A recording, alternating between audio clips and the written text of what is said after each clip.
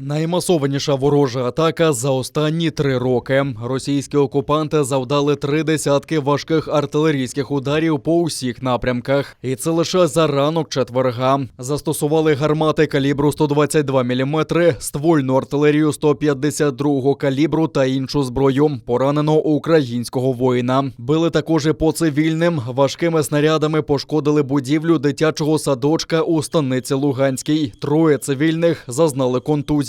Інформують у штабі Об'єднаних сил. Крім того, пошкоджено залізничну станцію та депо, знеструмлено половину селища. Українські військові оперативно евакуювали цивільних до укриття. Все хорошо. Люба, идите со мной.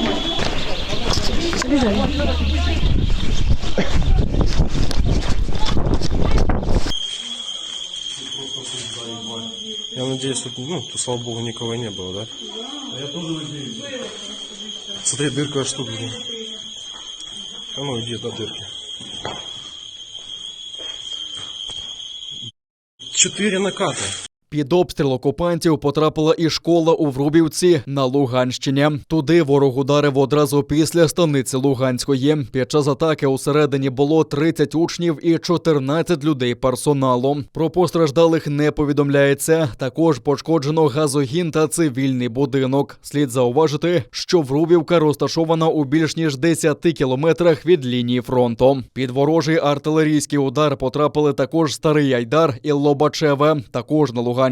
Серед цивільних ніхто не постраждав, а місцева військово-цивільна адміністрація закликає людей бути поруч із укриттями і не залишати домівки. Також під обстрілом на автобусній зупинці Мар'їнки поранення зазнала літня жінка. Напередодні у бік станиці Луганської та Новозванівки били з 82-мм мінометів. Поблизу Лобачевого та Водяного скидали з безпілотників гранатометні постріли ВОГ-17 та ВОГ-25. В українському війську заспокоюють, ситуація контрольована. Ворог дістав відсіч вогнем.